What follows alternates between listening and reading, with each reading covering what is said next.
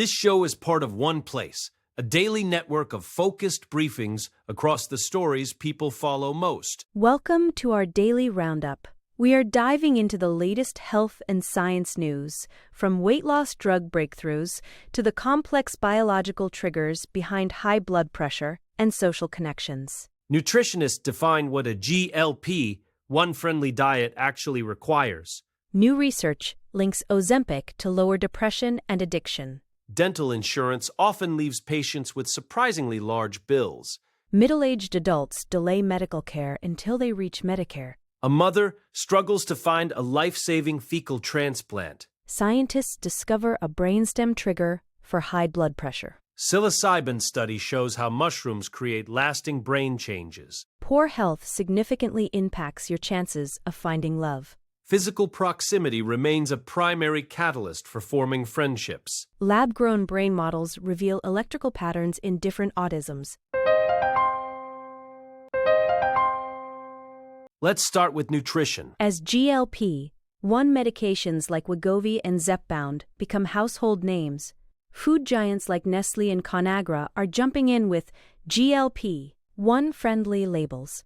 But nutritionists warn that these drugs require a very specific dietary approach to be effective and safe. Because these medications slow down digestion, patients often face side effects like nausea or constipation. Experts emphasize that every bite must count. You need high protein to prevent muscle loss during rapid weight drop, plenty of fiber for gut health, and extra hydration since the drugs can actually suppress your natural sense of thirst. It is a major shift because many people find they can lose weight without changing their habits initially. However, nutritionist Allison Wiseman points out that about half of users quit within a year and often regain the weight if they haven't fixed their relationship with food. The goal is moving away from a history of restriction and toward balanced, nutrient-dense meals. Without proper guidance, which many doctors aren't providing, patients might skip meals and then overindulge in rich foods later, which only makes the gastrointestinal side effects much worse during the treatment process. Next up, mental health. Beyond weight loss, a massive study from the University of Eastern Finland suggests Ozempic and similar drugs might be powerful tools for mental health. Researchers tracked nearly 100,000 individuals and found that those on semaglutide had a 42% drop in psychiatric-related hospital visits. Even more striking was the impact on specific disorders, with depression risk falling by 44% and anxiety by 38%. This suggests these medications might do more than just help with metabolic issues. They could be directly influencing brain pathways related to mood and emotional regulation in patients. The benefits didn't stop at mood disorders. The study also highlighted a 47% decrease in hospitalizations related to substance use disorders. This aligns with anecdotal reports of people losing interest in alcohol or smoking while on these drugs. Researchers suspect a combination of factors is at play, including the direct effect on the brain's reward system and the general improvement in quality of life that comes with managing obesity and diabetes. It is a promising frontier that could redefine how we treat the intersection of physical, metabolic health, and complex psychiatric conditions. Now to dental care. Many Americans assume that having dental insurance means they are protected from high costs, but that is often not the case. Take the story of Russell Anthony, a retiree who still faces thousands in bills despite being insured.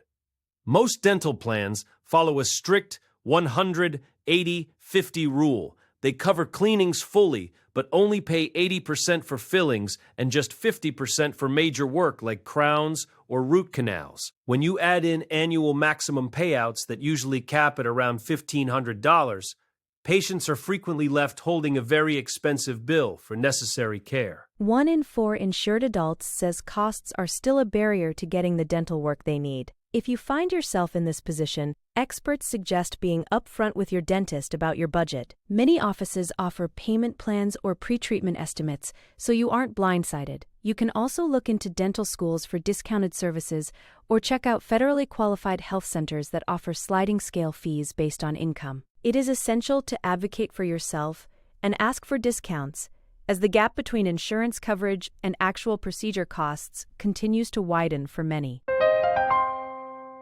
Moving to insurance premiums. There is a growing trend of middle-aged adults delaying critical medical procedures until they turn 65 to qualify for Medicare. John Galvin's story is a prime example. After his monthly Obamacare premium tripled to over $2,400, he decided to postpone a necessary colonoscopy. For many in the 50 to 64 age bracket, the expiration of federal subsidies has made private insurance unaffordable. This creates a dangerous situation where people are gambling with their health to avoid financial ruin, often waiting years for the safety net of Medicare to finally kick in for their basic diagnostic needs. Health policy experts are worried about the long-term consequences of this delay. When patients put off screenings or treatments, they often arrive at Medicare with more advanced, expensive conditions that could have been managed earlier. This shifts the financial burden onto the taxpayer-funded system, while putting the individual's life at risk. While the Affordable Care Act significantly cut the uninsured rate for this group, the current price hikes are forcing tough choices. It is a systemic issue where the high cost of staying insured is directly competing with the ability to actually use that insurance for care. Now, a medical journey. The story of Blanca Morales and her son Mundo highlights a desperate struggle within our medical system. After a routine case of strep throat and a course of antibiotics, Mundo developed a life-threatening C. diff infection. This bacteria thrives when the gut's natural microbiome is wiped out, leading to severe illness. The most effective treatment is often a fecal microbiota transplant, which reintroduces healthy bacteria. However, Blanca found that getting this treatment was nearly impossible. A major supplier, Open Biome, had shipments halted by the FDA, leaving families like hers with almost no options to save their suffering children. It is heartbreaking to hear a mother say it shouldn't be this hard to cure a child. The transplant isn't a complex organ surgery. It is essentially using biological waste to restore a diverse ecosystem in the gut. Yet, regulatory hurdles and supply chain issues have turned a relatively simple concept into a tortuous journey for patients. This case underscores the fragility of our specialized medical pipelines. When a single major stool bank faces a shutdown, the ripple effect hits the most vulnerable patients who have already failed multiple rounds of traditional antibiotics and have nowhere else to turn. Shifting to blood pressure. Scientists at the University of Auckland have discovered a surprising brain trigger for hypertension. They found that a small region in the brainstem, called the lateral parafacial region, which normally controls forced exhalations like coughing or laughing, is also linked to blood pressure. In people with hypertension, this area seems to be overactive, sending signals that tighten blood vessels and drive pressure up. This is a major breakthrough because it suggests that the brain, specifically the parts governing our breathing patterns, might be the hidden culprit behind high blood pressure that doesn't respond well to traditional lifestyle changes. The most exciting part of this research is that when scientists switched off this specific brain region in experiments, blood pressure returned to normal levels. This opens the door for entirely new types of treatments that target the brainstem rather than just the heart or kidneys. It also highlights how our breathing mechanics, particularly the use of abdominal muscles during forced exhalation, can have a direct physiological impact on our vascular system. Identifying these specific breathing patterns in patients could help doctors pinpoint the root cause of their hypertension and offer more personalized, effective interventions in the future. Next, psychedelic research. A new study in the Journal of Psychopharmacology is helping us understand why psilocybin has such lasting antidepressant effects. Researchers found that the compound activates the 5-HT2 A-serotonin receptor in the prefrontal cortex, which is the area responsible for emotional regulation. But the real discovery was the relationship between dose and receptor occupancy. There is an inverted U pattern where an optimal level of activation, around 44 to 62%, produces the strongest biological response. This suggests that more isn't always better. There is a sweet spot for triggering the brain's flexibility and creating those long-term improvements in mood. The study also looked at how these changes persist even after the drug has left the system. By testing mice 24 hours later, they saw significant reductions in anxiety and depression-like behaviors. This supports the theory that psilocybin isn't just a temporary fix, but actually promotes structural changes and increased flexibility in brain cells. Understanding these biological mechanisms is crucial as we move toward clinical applications. It helps scientists determine the exact dosing needed to achieve the best therapeutic outcomes, without unnecessary side effects, potentially offering a revolutionary path for those with treatment-resistant major depressive disorder. Now to romantic relationships. A recent study in the Journal of Health and Social Behavior reveals that your physical health acts as a powerful filter for your romantic life. Poor health not only makes it harder to form new partnerships, but also significantly increases the risk of existing marriages ending. This creates a double disadvantage, where people dealing with medical issues also lose their primary source of social and emotional support. In a competitive dating market, perceived vitality is often used as a screening criterion. People unconsciously look for partners who can provide long-term stability and protection, which can leave those with chronic illnesses isolated. Once a couple is together, the onset of illness can shift the entire dynamic. The healthier partner often takes on a heavy caregiving burden, which can lead to increased conflict and reduced communication.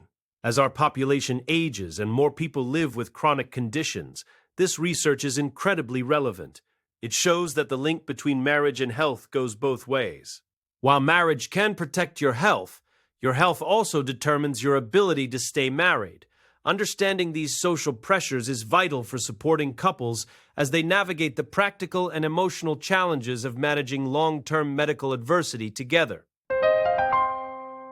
Next, the science of friendship. Making friends might feel like a matter of shared interests, but science suggests physical proximity is the real catalyst. A study of elementary students found that simply sitting near someone in class was the strongest predictor of becoming friends. When seating charts changed, new friendships formed with the new neighbors. This forced proximity provides the repeated, low-stakes exposure needed to turn a stranger into a confidant. It is a reminder that our physical environment, from classroom layouts to the design of our neighborhoods, plays a massive role in our social health and our ability to build meaningful human connections. This principle extends far beyond childhood.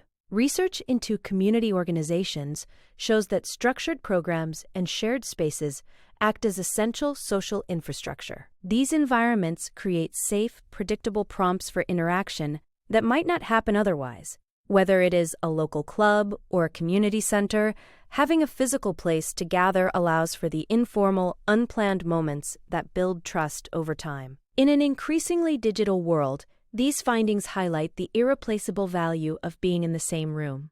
Our brains are wired to bond with those who are physically present in our daily lives and routines. Finally, lab-grown brain models. Researchers are now using lab-grown mini-brains to unlock the mysteries of autism. By taking cells from a patient's urine and growing them into three-dimensional brain organoids, scientists can study that specific individual's unique genetic makeup. A new study in translational psychiatry shows that these models can actually reveal distinct electrical activity patterns that distinguish between neurotypical brains and different types of autism. This is a huge step forward because traditional animal models often fail to capture the complexity of the human brain. These organoids allow for a highly personalized way to simulate how a patient's brain networks actually function. The goal of this research is to move toward personalized drug testing. Instead of a one-size-fits-all approach, doctors could test potential treatments on a patient's own lab-grown brain tissue first. This is especially important for autism, which has many different genetic origins, some known and some idiopathic. By seeing how specific compounds affect the electrical patterns of these organoids, researchers can identify which drugs might be most effective for a particular person. It is a glimpse into the future of precision medicine, where we use a patient's own biology to develop and refine the next generation of neurological treatments. That wraps up our briefing for today. Join us again tomorrow for more focused updates on the stories that matter. Don't forget to follow the show to stay informed every day.